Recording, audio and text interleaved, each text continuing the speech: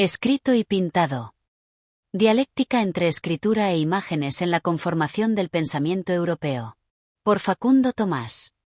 Sigmund Freud dijo: entre los preceptos de la religión mosaica se encuentra uno cuya importancia es mayor de lo que a primera vista se sospecharía. Me refiero a la prohibición de representar a Dios por una imagen, es decir, a la obligación de venerar a un Dios que no es posible ver. Sospechamos que en este punto Moisés superó la severidad de la religión de Atón. Con ello quizás solo quisiera ser consecuente, haciendo que su Dios no tuviera nombre ni imagen, pero también podía tratarse de una nueva precaución contra las intromisiones de la magia. En todo caso, esta prohibición tuvo que ejercer, al ser aceptada, un profundo efecto, pues significaba subordinar la percepción sensorial a una idea decididamente abstracta, un triunfo de la intelectualidad sobre la sensorialidad, y estrictamente considerada, una renuncia a los instintos con todas sus consecuencias psicológicamente ineludibles. Yahvé no debía ser representado por imágenes. A diferencia de Egipto, Dios no podía manifestarse en una estatua o una pintura, pero su presencia abstracta entre los hombres se hacía patente a través de la escritura. La escritura contra las imágenes, he ahí el correlato técnico del enfrentamiento de la abstracción intelectual y las percepciones sensoriales, que Freud anotaba en el Éxodo. De ese momento arrancó la relación dialéctica que está en la base de la civilización mediterránea, relación de contradicción y mezcla, de combates radicales y síntesis conciliatorias, negación de la materia, rechazo de los sentidos, ataque a las imágenes, o lo que es lo mismo, afirmación del espíritu, exaltación de la intelección abstracta, defensa de la letra escrita. O bien lo contrario, defensa de las imágenes, reconocimiento de la materia, de los sentidos corporales. La evolución religiosa de los pueblos del Mediterráneo fue la expresión de ese conflicto que se inició con el éxodo hebreo y alcanzaría sus soluciones definitivas en el Imperio Romano Cristiano. En el éxodo la afirmación de la escritura era tajante. La prohibición de las imágenes divinas había sido dictada por el propio Yahvé. No tendrás dioses ajenos delante de mí. No te harás imagen, ni ninguna semejanza de lo que esté arriba en el cielo, ni abajo en la tierra, ni en las aguas debajo de la tierra. No te inclinarás a ellas, ni las honrarás, porque yo soy Jehová tu Dios, fuerte, celoso, que visito la maldad de los padres sobre los hijos hasta la tercera y cuarta generación de los que me aborrecen. Éxodo 20, versículos 3 al 5. Las palabras de Dios fueron manifestadas a los israelitas a los 3 meses de andar por el desierto. Acababan de marcharse de Egipto, donde habían vivido 430 años. Provenían de una cultura nómada. Desde una economía de pastoreo errante se sumergieron en esa civilización agraria productora de imágenes. Moraron centenares de años en ella, imbuyéndose de sus prácticas icónicas y de la visión del mundo por ellas expresada. Cuando Moisés apareció para liderarlos en su voluntad de liberación del yugo egipcio, se hizo cargo de las tradiciones ancestrales, de la no imagen del Dios de Abraham. En el texto sagrado, la civilización egipcia devenía la antagonista natural contra la que se erigía el sistema de ideas propio. La cultura egipcia era profundamente sensorial, altamente icónica. Las imágenes pictóricas y escultóricas proclamaban la presencia de las divinidades, la vida de ultratumba de los muertos. Se las pintaba o esculpía para que existiesen y se las adoraba por lo que eran, adquiriendo los lugares que ocupaban la carga mágica que las prácticas religiosas hacían ostensible. No representaban a los dioses, sino que cada una era encarnación del Dios, dotada de idénticos atributos. De la misma forma, las imágenes que acompañaban a los muertos estaban destinadas a constituir su escolta y sus riquezas en la otra vida.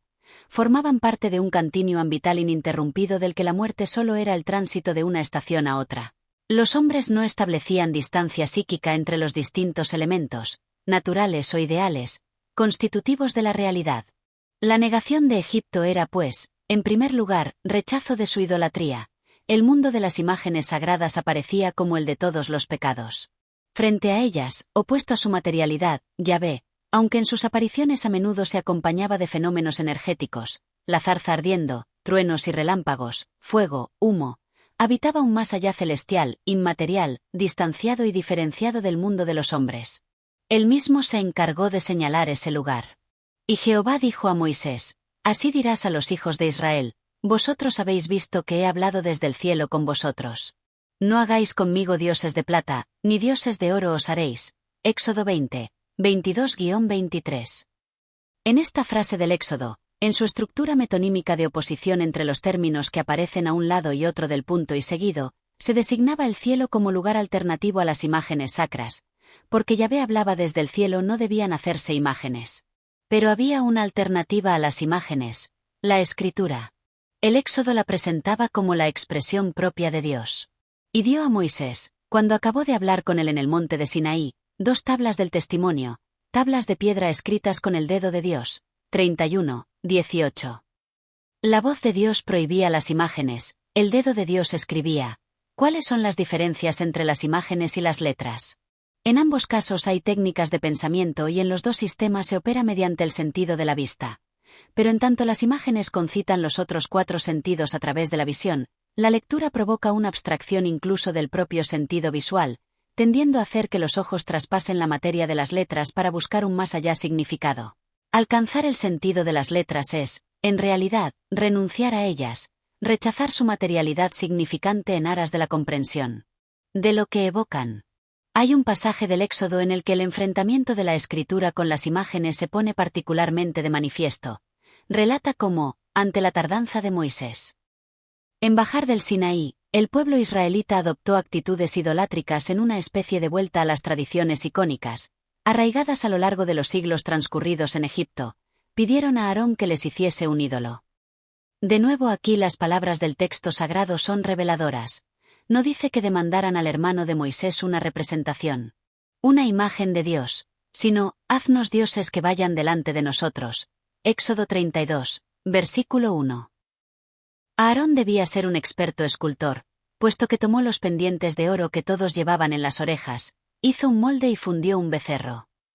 El máximo pecado había sido cometido, aquel que afectaba a las esencias de la nueva cultura. Los israelitas, sintiéndose abandonados por su líder, habían vuelto a las prácticas idolátricas. Sumidos en la inseguridad, necesitaron una presencia de Dios que fuera algo más que esa misteriosa existencia en un más allá celestial intocable e invisible. Aunque sus ideales apuntasen hacia la duplicidad tierra-cielo como mundos diferentes y separados, los sentimientos cotidianos estaban arraigados en una concepción no escindida del mundo, informada por la visualidad y el conjunto de los sentidos. Hicieron un becerro de oro y no dudaron en exclamar, entonces dijeron: Israel, estos son tus dioses, que te sacaron de la tierra de Egipto. Éxodo 32, versículo 4. La reacción de Yahvé no podía ser sino colérica. Se le había negado en su esencia y pensó destruir a ese pueblo. Dijo a Moisés: Ahora, pues, déjame que se encienda mi ira en ellos, y los consuma, y de ti yo haré una nación grande. Éxodo 32, versículo 10. Moisés logró calmar la ira de Yahvé y bajó del Sinaí con la escritura de Dios en las manos. Al relatar este pasaje, el texto sagrado pone especial énfasis en la condición de escritura de las tablas. Y volvió Moisés y descendió del monte, trayendo en su mano las 2 tablas del testimonio, las tablas escritas por ambos lados, de uno y otro lado estaban escritas. Y las tablas eran obra de Dios, y la escritura era escritura de Dios grabada sobre las tablas. 32, versículos 15 al 16. Cuando Moisés vio el espectáculo de su pueblo desenfrenado adorando al becerro, desató también su ira, solo más selectiva que la de Yahvé. Comenzó destruyendo simbólicamente la escritura de Dios, arrojando las tablas hasta hacerlas añicos. A continuación redujo a polvo el ídolo, disolvió ese polvo en agua y se lo hizo tragar al pueblo. Finalmente recurrió a una verdadera guerra civil, al exterminio de una parte de los israelitas por la otra parte, y él les dijo: Así ha dicho Jehová, el Dios de Israel. Poned cada uno su espada sobre su muslo. Pasad y volved de puerta a puerta por el campamento, y matad cada uno a su hermano, y a su amigo, y a su pariente. 32, versículo 27.